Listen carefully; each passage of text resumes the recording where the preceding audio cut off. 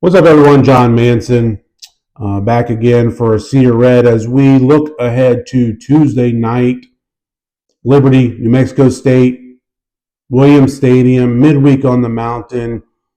Flames and Aggies, both teams 1-1 in Conference USA, looking to build off a win in their last conference game, continue that momentum that each team has found in that last game, and continue to stay relevant in the Conference USA championship race as we get into mid and even late October. Um, this is a game that Liberty and New Mexico State, two teams that I don't think anybody would have had on a short list of this becoming a rivalry or anything like it. You got teams basically on opposite sides of the country that are conference rivals, conference members in Conference USA, and it really goes back to even before that in 2018 when Liberty made the move to the FBS ranks. Both teams, Liberty and New Mexico State, were FBS independents, and a very unusual, abnormal in-season home and home was scheduled and played between both of these teams in 18 and in 19 as they both tried to fill out full conference or full 12 game schedules as non-conference members, independent members. If you remember back then, Liberty not only played New Mexico State twice, Liberty also played two FCS teams each of those 2 years, as it was tough to fill out a full 12 game schedule, not being affiliated with a conference. And that's a topic for another day, but that's only gotten more and more challenging as there are fewer and fewer independent teams, and there's also the power conference schools are going to 9 conference games, taking away even further non-conference opportunities for Group of 5 and obviously independent schools as well too. But that's a topic for another day that maybe we can have at some point in time. But Liberty and New Mexico State's kind of become a little bit of a rivalry between these two. Like I said, played 4 times in those 2 seasons, then played again in 2022. I'm sure most Liberty fans remember that game, even though we may want to forget that game, 2022, the regular season finale in Lynchburg. Reports surfaced that morning as the team was on the bus heading into onto campus and into Williams Stadium that Hugh Freeze was expected to take over as head coach at Auburn, which obviously came true, and Liberty laid an egg and got kind of embarrassed against a team, New Mexico State, a program that was one of the worst in FBS. I mean, you're talking about like a UMass level of a program at that point in time. But they came in and kind of dominated Liberty from start to finish. That was kind of the first game any of us were introduced to Diego Pavia, which obviously we know all about him now, at Vanderbilt and what he's been able to accomplish there and what he went on to accomplish with New Mexico State. If you go back, that they were able to build off of that win at the end of 2022, went to their first bowl game in decades, and then carried that over into 2023, where Liberty again beat them early in the season. I think it was week 2 in Lynchburg at Williams Stadium. But those two would re-meet once again, playing in the Conference USA Championship. So playing 2 times that in 2023, just like they did in 18 and 19, except this time was for a conference championship, and Liberty got the best of the Aggies by 2 touchdowns. That Friday night, cold and rainy Friday night, that capped a 13-0 season for the Flames and secured the program's bid to the Fiesta Bowl, New Year's Six Bowl game, where obviously the Flames went and lost to Oregon. And then last year, New Mexico State new head coach Tony Sanchez, and Liberty was once again expected to repeat as conference champions and compete at the top of the league. And these two teams met in week 2 again. Late night game. I think the kickoff was just shy of 11 p.m. on the East Coast out there in Las Cruces, a game I was fortunate enough to make the trip out there. and Liberty was pretty anemic through the first three quarters, really, of that game before turning it on there in the fourth quarter. If you remember, C.J. Bazile had that scoop and score off the Quentin Reese safety blitz and sack of the New Mexico State quarterback. Bazile picked it up and galloped into the end zone. That kind of got the Liberty offense, Liberty team and offense jump started, and Quentin Cooley had a huge fourth quarter, 2 touchdown runs, including the final one with about a minute left to play to give the Flames the lead that they would not relinquish, winning that game 24-19 and remaining unbeaten early in the season. And then things kind of went sideways really for both teams. Liberty obviously won the next few to get out to a 5-0 start before limping home to an 8-4 finish, and New Mexico State had a rough year last year, going 3-9 the first year under Sanchez, 2-6 in conference play.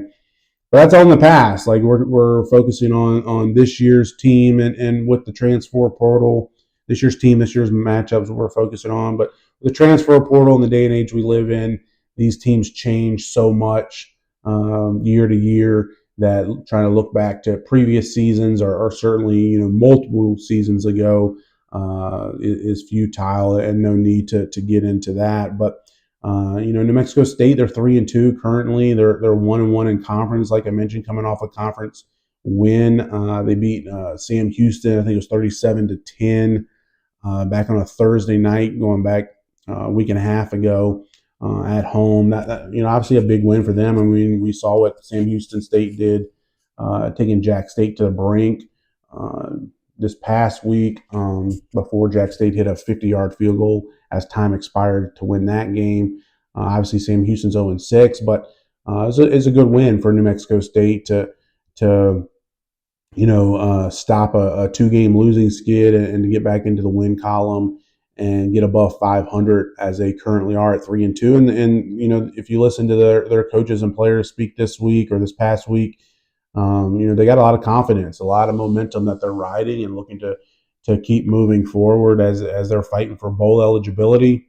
Getting to a bowl game is a big of big importance for the Aggies, and then also they want to stay in this conference championship race a little bit longer, right? And having just one loss, getting this late to the season is big. So, like I said, it's a matchup of two teams with 1-1 records with one conference loss, and the loser, likely, we don't know, still a lot of football to play, but will likely be eliminated. The loser likely will be eliminated from this conference championship race, whereas the winner still has that door open for them, provided they continue to take care of business. Looking at the Aggies, it's a little bit of a mixed bag. It's hard to get a good read on them. They I mentioned the win over Sam Houston. They also got beat by Louisiana Tech 49-14, and then Louisiana Tech goes and loses to Kennesaw State 35-7. So partly due to that win over the Aggies, we were thinking, okay, Louisiana Tech may be the team to beat. But now we've seen what's happened since then. New Mexico State's looking like they could be a contender, at least in the mix. And maybe Kennesaw State's the team to beat. So we don't know. But Conference USA is weird to get a gauge on it. And I guess basically what we have learned is anybody can beat anybody on any given night. And, that's what we've learned so far this season. I don't think there's any one team that stands above the rest. So if you don't bring your game, you can be beat. So, it's a game, Liberty's 10.5-point favorite. Honestly, I'm shocked that line is that high. You might see it anywhere from 9.5 to 11.5. But, this is a one-score spread in my imagination, in my mind. I don't expect one team to blow out the other. Could happen. You never know. I mean, get a few breaks here and there, turnovers, game-breaking plays, game-changing plays, then that thing can flip. But, just looking at these two teams on paper and what they've accomplished so far this season, I don't see any one heads and shoulders above the other. So it should be a good game. Like I said, I think that 9.5 to 10.5-point spread is a little high. New Mexico State, they got a transfer quarterback Logan Fife, he's a fifth-year senior transfer from Montana, where he had some success last season.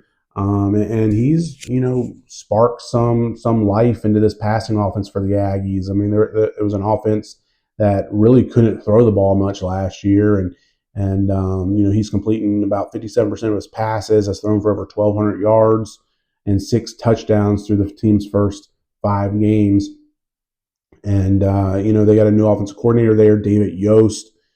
He was the offense coordinator at FIU the previous 3 seasons, so could have some similarities between what they did down at FIU the past 3 years to what New Mexico State's going to try to do this season.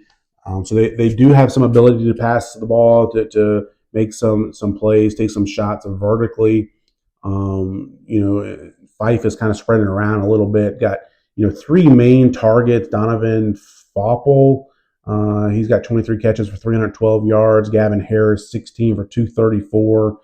PJ Johnson, the third, 14 for 215 and 3 touchdowns. So there's, he spreads it around a little bit. Those are kind of his 3 main targets. But looking at the rushing attack, which you might like to hear this if you're a Liberty fan, New Mexico State's been the worst rushing offense in the country. They're being held to 50 yards rushing per game, 1.9 yards per carry. Both of those are at the bottom of Conference USA. The yards per rushing per game, 50, is dead last in all of FBS. Fife is not much of a runner.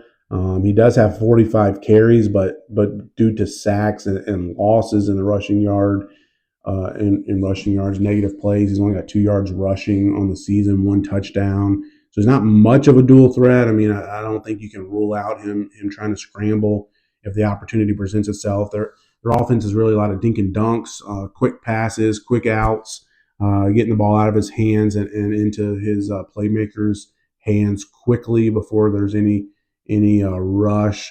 They will take shots down the field though on occasion. So, but the running game has been fairly inept, which is kind of interesting. Going up against Liberty, that's kind of been Liberty's weakness on defense under Coach Chadwell, and even early in the year this season. So, we'll see if Liberty can keep that in check. And if you can make a team one-dimensional where you only have to focus on stopping one part of their offense, and this would be the passing attack, then they can become a little bit, you know what to expect out of them and what to get out of them in their offense. It's easier to stop, and we saw that with Liberty's defense against UTEP last week. Is like UTEP could not run the ball, and so they weren't able to move the ball at all. Liberty was able to come after the quarterback and put pressure on their wide receiver and their quarterbacks, both of them that played, and they didn't have any success at all. As Liberty held them to less than 170 yards of offense and only 8 points. They had 6 straight 3-and-outs, I think it was, there for much of the first half and into the early part of the second half. So that's something to watch there for New Mexico State on offense. And then on defense, Joe Morris is in his second year as DC. He came over from Sam Houston, so both their coordinators are previous Conference USA coordinators at other institutions. New Mexico State's holding opponents to 22.8 points per game, 152 yards on the ground, 246 yards through the air. I think the key for Liberty's offense is finishing in the red zone. Like, Liberty should be able to move the ball. Liberty's had some success between the 20s on offense with Ethan Vasco at quarterback. Certainly did against UTEP last week, and did against James Madison in the first half. Some success there moving the ball, and then even in those first few games prior to Vasco going down to injury, against Maine in the fourth quarter, obviously 3 touchdown drives, and then Jack State and Bowling Green. There was some success moving the ball, like I said, between the 20s, where turnovers, penalties, or just lack of execution in the red zone or elsewhere has bit the Flames. Liberty's 101st in the country in red zone offense, whereas New Mexico State's one of the top red zone defenses. I think they're currently eighth in the country in red zone defense. So, Liberty's got to get to the red zone obviously to even worry about it. But once you get there, you got to punch some of these drives in. I mean, if you go back to that UTEP game, if Liberty punches, one or two of those other red zone trips into the end zone rather than having to settle for a field goal, that game's well in hand as you get into the second half. And New Mexico State, likely has more offensive firepower, at least on paper, than UTEP does. So if Liberty's having to settle for field goals, New Mexico State can take advantage of that. So for the Flames, you gotta take advantage of the opportunities that are presented to you, and put the ball into the end zone. Do that, and I think you'll find some success. Meanwhile, you're back at home, right? This is the first time Liberty's been at home since that JMU game, so almost a month away from home, and it's only the third home game so far this season. It's the only home game this season that will at least start with the lights on at Williams Stadium. Might have a game in November that it's at least dark by the second half, but it's really the only night game all year at Williams Stadium. So hoping it'll be a great atmosphere if you're in and around the Lynchburg area. Make sure you come on out 7 o'clock Tuesday night. Come out and enjoy the game. And, CBS Sports Network, so you got a national television audience. And should be a good game, a well-contested game. And, Liberty doesn't play again, 17 days off until their next game, as you got an open date, and then the schedule transitions from the midweek to Saturday, when Liberty plays again November 1st against Delaware. So this is the first of 3 straight games at home, but the only home game over the span of over a month, going back to the JMU game and until November 1st. So come on out and support the team, and this is a big game. Every game's a big game right now when you're currently got that one loss in Conference USA standings. You win this game, you can go into that bye week, go into that 17-day layoff feeling pretty good, feeling like you have a shot as the calendar turns to November of staying in this conference championship race for what would be a third consecutive year, that you get into November and Liberty's at least within a shot of that conference championship or that conference championship game. So, like we said last week, it's important. It's basically a must win. Every game is here on out. So hopefully the team can build off the momentum they gained in the win over UTEP.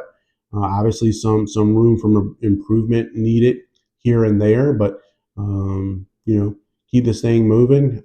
Get win number 3 and inch closer towards hopeful bowl eligibility, and continue to stay in the fight in Conference USA. We'll be watching and cheering on the Flames Tuesday night. Hope you guys can join us at Williams Stadium, and we'll talk to you soon. Go Flames.